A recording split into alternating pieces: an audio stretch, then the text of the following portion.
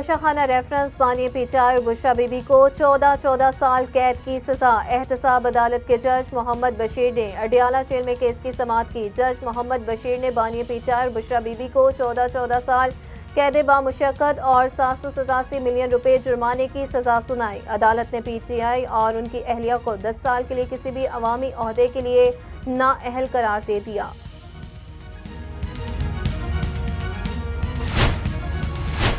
दौरान समाअत जज मोहम्मद बशीर ने बानिया पीचाई से सवाल किया कि क्या आपने अपना 342 का बयान जमा कराया है। बानिया पीचाई ने जवाब दिया कि मैंने बयान तैयार कर लिया है, अपने वकला के आने पर बयान जमा कराऊंगा। बानिया पीचाई ने सजा सुनाए जाने के बाद जज से कहा कि आपको इतनी जल्दी क्यों है, मेरा बयान मेरे कमरे में है, मुझे तो सिर्फ हाजिरी के लिए बुलाया गया था। बानिया पीचाई कमरा अदालत से वापस चले गए। जेल हुकाम ने अदालत को आगाह किया कि बानिया पीचाई कमरा अदालत में वापस आने के लिए तैयार नहीं। समाअत के मौका पर बुशरा बीबी अदालत में पेश नहीं हुई।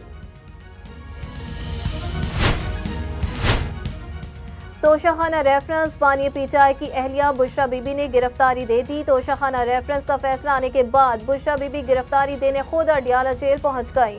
जराये के मुताबिक बुशरा बीबी को खवातीन की बैरक मुंतकिल किया जाएगा। बुशरा बीबी को खवातीन के मामूल की बैरक में रखा जाएगा और उनका मेडिकल भी जेल हस्पताल के अंदर होगा।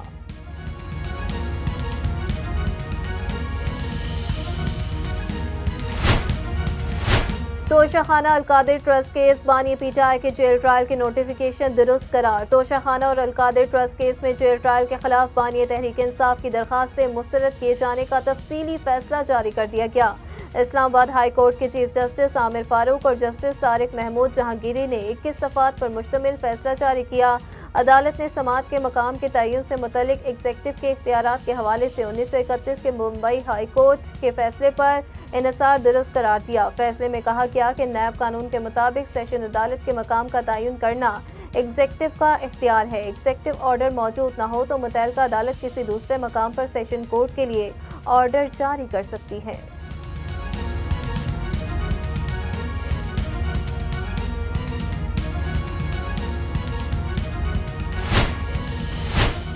एक लीडर को खुश करने के लिए बानिया पीचाई और बुशरा बीबी को सजाएं दी गई। बैरिस्टर गौहर अली खान का कहना है कि बुशरा बीबी का तोशाखाना केस से कोई ताल्लुक नहीं। एहतसाब अदालत ने माजी में ऐसा फैसला कभी नहीं दिया, ये जुल्म हुआ है। वकील के होते हुए अदालत की जानिब से जिरा की इजाज़त नहीं दी गई।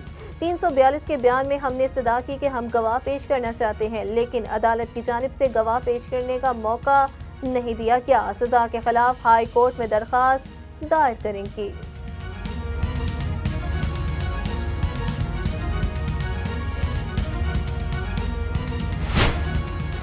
खान साहब की हुकूमत थी, वही निज़ाम जो 13 से 18 तक परसेप्शन इंडेक्स 140 से 117 पर चली जाती है। इस डेवलपमेंट के बावजूद और वो 18 से 22 में 117 से वापस 140 के ऊपर चला जाता है परसेप्शन इंडेक्स, जो 2013 के अंदर हमें पाकिस्तान मिला था। हम साफ करते हैं, करप्शन से पाक करते हैं, डेवलपमेंट करते हैं, महंगाई कम करते हैं।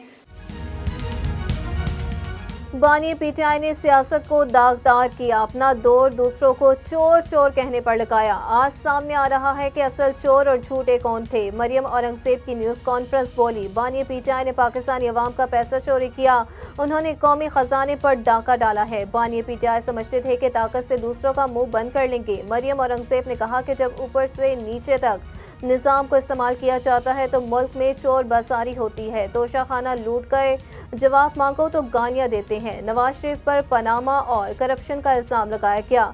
एक तरफ तोशाखाना है, तोशाखाना का प्रोसेस है। आपको तहाइफ मिले, जमा कराने थे, आपने तहाइफ जमा ना कराए और खरीदो फरोख्त कर दिए।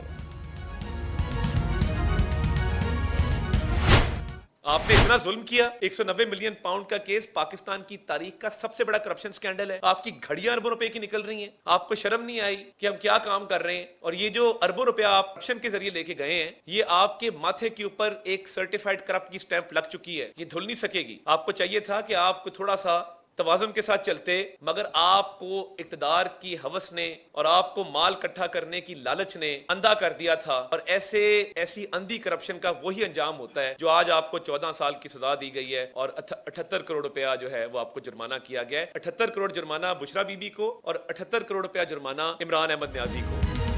बानी पीटीआई ने अपने सियासी मकासद को फरोग देने के लिए साइफर लहराया। रहनुमा मुस्लिम लीग नून अता तारड़ की लाहौर में न्यूज़ कॉन्फ्रेंस। बोले, आपने पूरे निज़ाम का मजाक बना दिया।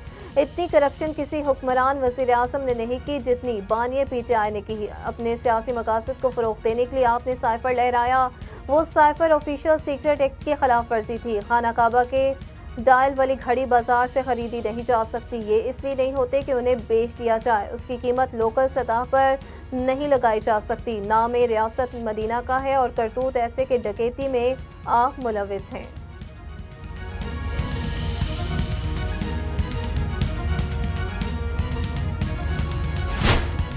खबरदार मैंडेट किसी को ने चोरी धौंस से, धांधली से, धमकी से और पैसे से यहाँ के मैंडेट को खरीदने, बेचने, यार क्या मजाक है इलेक्शन कमीशन का ये। आप बैनर्स के साइज, कितने पैसे खर्च हुए हैं, बैनर कितने का है, कितने का नहीं है, इस पे तो आपने पाबंदी लगाई हुई है। लेकिन कितने आरओ खरीदे गए हैं, कितने बेचे गए हैं, कितने पोलिंग स्टेशन खरीदे गए, इसका हिसाब किताब कौन करेगा। मैंडेट को चोरी करने का गुज़िश्ता 5 साल से मंसूबा बन रहा था। उनको खौफ इस वक्त हुआ जब सैराब कोर्ट में MQM का परचम लहराता नजर आया। उनको अपनी रियासत और जागीर के छिन जाने का खौफ रहा है। खालिद मकबूल सिद्दीकी की न्यूज़ कॉन्फ्रेंस। बोले, कराची में 15 सालों से काबिज हुकूमत का ख्वाब MQM के मैंडेट को चुराना और छीनना था। हमने उन्हें एक पत्थर तक नहीं मारा, लेकिन उसको हमारी बुज़दिली ना समझें। खालिद मकबूल का कहना था कि IG साहब, एहतसाब आपका भी होगा। क्यों मुल्जिमान को गिरफ्तार नहीं किया जा रहा? जो कत्ल के वाक़यात में मुलविस हैं, उन लड़कों के घरों पर छापे तक नहीं पड़े। हमारे दिल तो दुखे हैं, लेकिन जज्बे निखर गए हैं। जो कहते थे जमहूरियत बेहतरीन इंतकाम है, उन्होंने वाकई इंतकाम बना दिया है।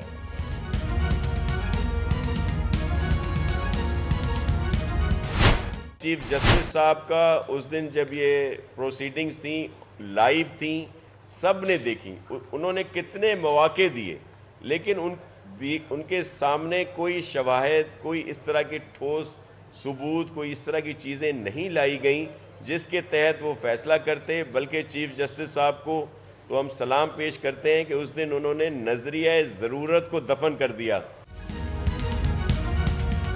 जिला वस्ती में जो सूरत हाल बनी उसकी मजम्मत करते हैं। हमारा कस्बा कराची पर नहीं, कराची के लोगों को दिलों पर हो सकता है। पीपल्स पार्टी के रहनुमा सईद गनी और नासिर हुसैन शाह की न्यूज़ कॉन्फ्रेंस। बोले, जो वाक़या हुआ उसकी इंक्वायरी किसी जज से करवाई जाए। MQM के रहनुमाओं से कहते हैं कि इस मसले को संजीदा लें, मजीद उलझने पैदा न करें। पुरअमन इलेक्शन के नकात पर जोर देना चाहिए। इश्तियाल दिलाने की कोशिश न की जाए। कराची सबका शहर है, सब ने मिलकर रहना है। आए मिलकर इस बात को रोके, जो भी मुजरिम है, किसी भी पार्टी से ताल्लुक हुआ, उसे सजा जरूर मिलनी चाहिए।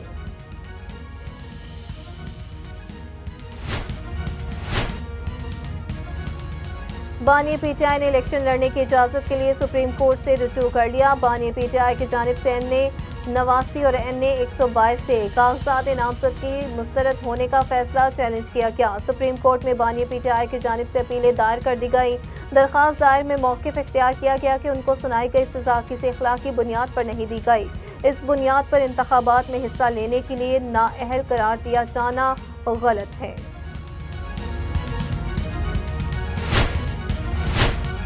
पीटीआई के रहनुमा और साबिक वज़ीर हमाद अजहर ने आम इंतखाबात से दस्तबरदारी का ऐलान कर दिया। सुप्रीम कोर्ट में जस्टिस मंसूर अली शाह और जस्टिस जमाल मंदुखेल ने हमाद अजहर के कागजात नामजदगी मुस्तरद होने से मुतल्लिक केस की समाअत की। दौरान समाअत मुअव्विन वकील ने अदालत को बताया कि हमाद अजहर अपील की पैरवी नहीं करना चाहते। जस्टिस मंसूर अली शाह ने सवाल किया कि हाई कोर्ट ने अपने फैसले में 62(1)(s) का हवाला क्यों दिया। सुप्रीम कोर्ट का फैसला वाज़ेह है कि आर्टिकल 62(1)(f) का इत्तलाक असफुद नहीं होता। जस्टिस मंसूर अली शाह ने कहा कि अपील वापस लेने की वजह से हमाद अजहर को फैसले का फ़ायदा नहीं होगा। जस्टिस जमाल ने कहा कि लगता है कि हमाद अजहर सरेंडर नहीं करना चाहते। इस्लामाबाद हाई कोर्ट ने बानिया पीटा और बुशरा बीबी की दौरान इद्दत निकाह केस खारिज करने की दरखास्तों पर फैसला महफूज कर लिया। चीफ जस्टिस आमिर फारूक ने बानिया पीटा और बुशरा बीबी की दरखास्तों पर समाअत की। शिकायत कुनंदा खबर मानिका भी कमरा अदालत में मौजूद थे। समाअत शुरू होने पर बानिया पीटाई के वकील सलमान अकरम राजा ने दरखास्त गुजार और गवाहों के बयानात पढ़े। उन्होंने कहा कि ये केस दरखास्त गुजारों की तस्लील करने के लिए दायर किया गया, सियासी मकासद के लिए स्कैंडलाइज करने के लिए नोटिस जारी किए गए। चीफ जस्टिस आमिर फारूक का इस्तफसार किया कि इस मामले पर पहली शिकायत कब दायर की गई, जिस पर सलमान अकरम राजा ने कहा कि शिकायत निकाह के 5 साल और 11 माह बाद नवंबर 2023 में दायर की गई।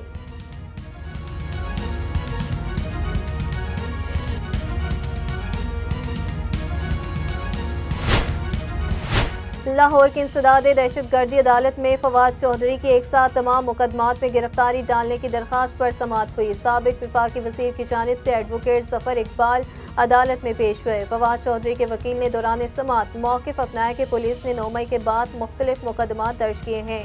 एक मुकदमे से जमानत पर दूसरे में गिरफ्तार कर लिया जाता है। अदालत वकील के दलाइल सुनने के बाद 9 और 10 मई के मुकदमात की तफसीलात फराहम करने का हुक्म देते हुए फवाद चौधरी की तमाम मुकदमात में एक साथ गिरफ्तारी डालने का हुक्म भी जारी करे।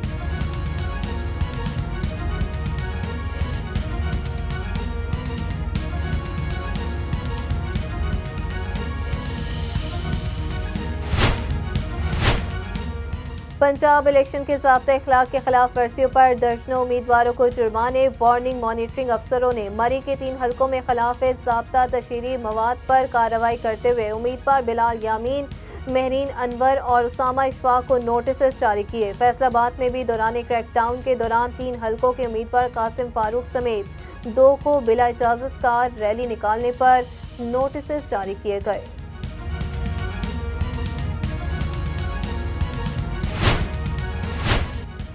वहशी इसराइल ने हजारों बेगुनाह जाने लेने के बाद कब्रों की बेहुरमती शुरू कर दी। गैर मुल्की मीडिया रिपोर्ट्स के मुताबिक इसराइली बमबारी से गजा में कोई जगह भी महफूज नहीं रही। फलस्तीनी अपने प्यारों को स्कूलों और हस्पतालों के अहाते में दफन करने पर मजबूर हैं।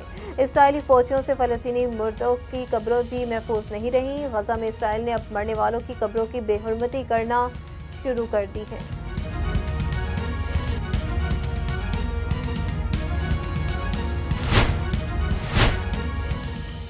मकबूजा मगरबी किनारे में इसराइली फौजी भेस बदल कर अस्पताल में दाखिल हो गए। फायरिंग करके 3 फलस्तीनियों को शहीद कर दिया। गैर मुल्की मीडिया रिपोर्ट्स के मुताबिक काबिज फोर्सेस के एहलकारों ने मकबूजा मगरबी किनारे में जनेन शहर के इब्ने सीना अस्पताल का मुहासरा किया और फलस्तीनियों को जुल्म तशद्दुद का निशाना बनाया।